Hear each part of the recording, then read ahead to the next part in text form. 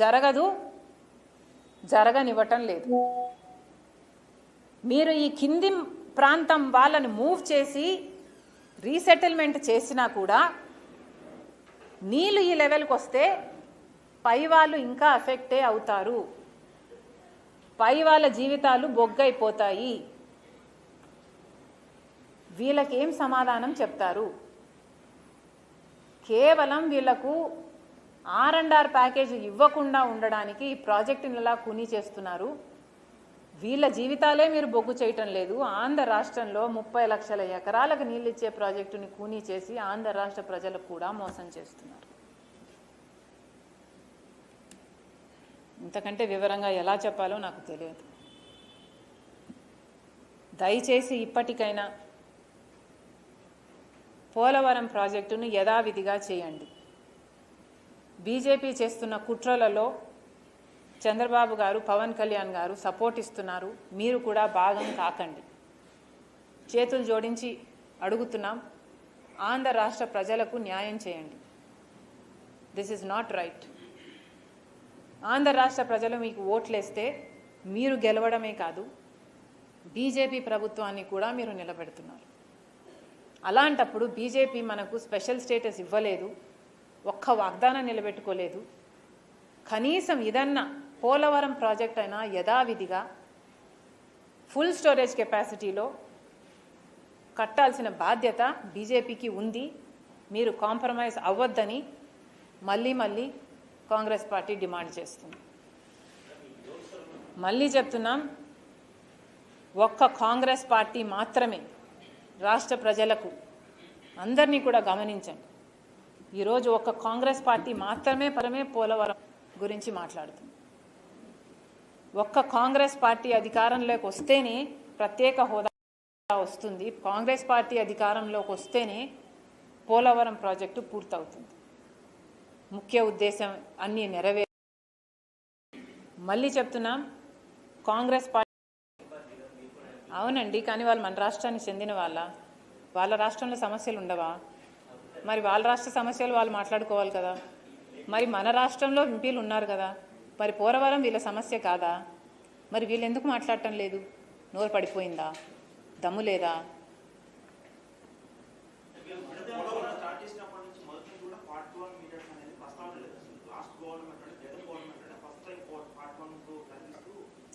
అదే చెప్తున్నాం, బీజేపీ కుట్రలో భాగమైన వాళ్ళల్లో జగన్మోహన్ రెడ్డి గారు కూడా ఉన్నారు, చంద్రబాబు గారు కూడా ఉన్నారు.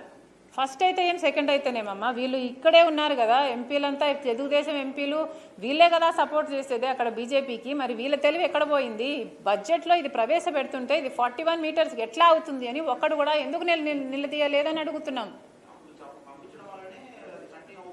అవును, ఇప్పుడు ఎందుకు కరెక్ట్ చేయటం లేదు? మరి ఇప్పుడు కరెక్ట్ చేయాల్సిన బాధ్యత ఉంది కదా. 41 మీటర్స్కి వాళ్ళు కుదిస్తున్నారు అంటే మనం సరే అందామా? మనం సరే అంటే మనం ఎన్ని లక్షల ఎకరాలకు నీళ్ళు ఇస్తున్నాం? రాజశేఖర రెడ్డి గారు తలంచింది 30 లక్షల ఎకరాలకు నీళ్ళు వస్తుంది. ఇప్పుడు చంద్రబాబు గారికి దమ్ముంటే చెప్పండి, ఎన్ని లక్షల ఎకరాలకు నీళ్ళు ఇస్తారు మీరు? 45 మీటర్స్ మినిమం స్టోరేజ్ కెపాసిటీలోనే ఈ ప్రాజెక్టు నడిపితే ఎన్ని లక్షల ఎకరాలకు నీళ్ళు ఇవ్వబోతున్నారు? ఎన్ని మెగావాట్ల ప్రాజెక్టు కట్టబోతున్నారు? ఎక్కడెక్కడ నీళ్ళు ఇవ్వబోతున్నారు? స్టెబిలైజేషన్ ఎక్కడెక్కడ చేయబోతున్నారు? మ్యాప్ మీద మొత్తం పెట్టండి, శ్వేతపత్రం రిలీజ్ చేయండి అని అడుగుతున్నాం. ప్రపోజల్ జగన్మోహన్ రెడ్డి గారు పెట్టలేదు. జగన్మోహన్ రెడ్డి గారు చెప్పింది ఫేజ్ 1 అన్నారు, ఫేజ్ 2 అన్నారు. అదే చెప్తున్నాం, అందరూ చాలా తెలివిగా తప్పించుకుంటున్నారు. ఇప్పుడు లోకేష్ గారు కూడా అదే చెప్తున్నారు, మేము ప్రాజెక్ట్ హైట్ను కుదించటం లేదు అని. తెలివంతా మీకే ఉంది. ప్రాజెక్ట్ హైట్ కుదిస్తున్నారని మేము కూడా అంటం లేదు. ప్రాజెక్ట్లో ఎంత మినిమం స్టోరేజ్ కెపాసిటీలో నడపబోతున్నారా, మ్యాక్సిమం స్టోరేజ్ కెపాసిటీలో నడపబోతున్నారా అన్నదే ప్రశ్న. అక్కడ ఓ ధవళేశ్వరం అవుతుంది, లేకపోతే ఒక బ్యారేజ్ అవుతుంది. పోలవరం ప్రాజెక్టు కానే కాదది. ఇది ఫుల్ స్టోరేజ్ కెపాసిటీ 45 మీటర్స్లో నడవాలి, అప్పుడే దీనికి శాంక్టిటీ ఉంది.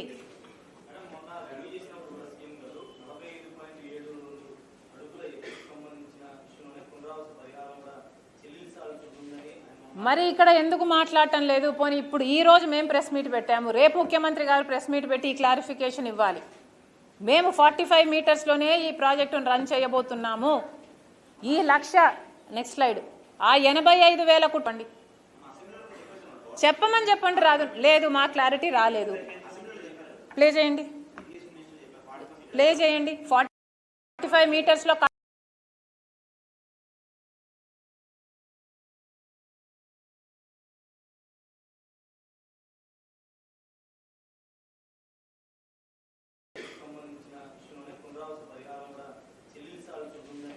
మరి ఇక్కడ ఎందుకు మాట్లాడటం లేదు? పోనీ ఇప్పుడు ఈ రోజు మేము ప్రెస్ మీట్ పెట్టాము, రేపు ముఖ్యమంత్రి గారు ప్రెస్ మీట్ పెట్టి ఈ క్లారిఫికేషన్ ఇవ్వాలి. మేము 45 మీటర్స్లోనే ఈ ప్రాజెక్టును రన్ చేయబోతున్నాము.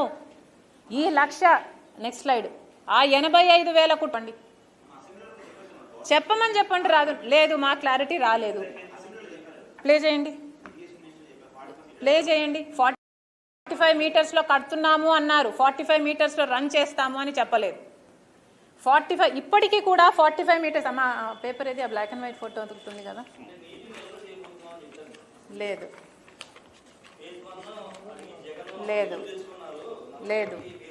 మరి అట్లాంటి అది కండిషన్ అయితే, ఒకవేళ 45 మీటర్స్లో వీళ్ళకు కట్టే ఉద్దేశమే ఉంటే ఇప్పుడు నిర్మలా సీతారామన్ ప్రకారము 30,000 కోట్ల ప్రాజెక్టుగా ఇది ఎలా తయారైంది?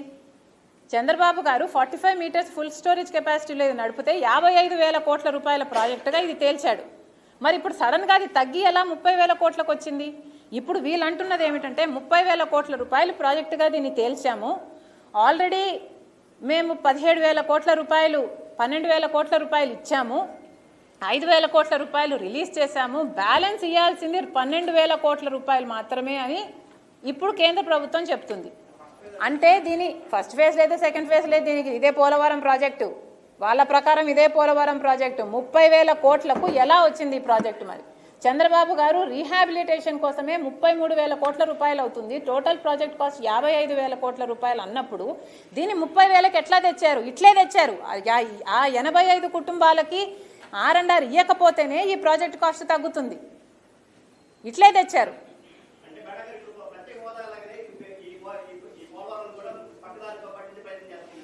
చేస్తున్నారు, ముమ్మాటికి చేస్తున్నారు, మోసం చేస్తున్నారు.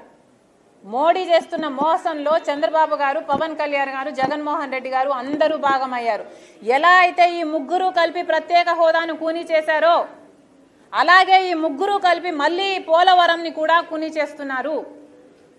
ప్రత్యేక హోదా గురించి ఒక్కరు కూడా మాట్లాడటం లేదు. మన బిడ్డల భవిష్యత్తు బొగ్గైనా పర్వాలేదని ఎట్లయితే ముగ్గురు నాయకులు వాళ్ళ స్వార్థం కోసం ఆలోచించారో ఇదే ముగ్గురు నాయకులు అధికారంలో ప్రతిపక్షంలో ఉన్నారు. ఇప్పుడు పోలవరం గురించి కూడా ఒక్కరు కూడా మాట్లాడరు.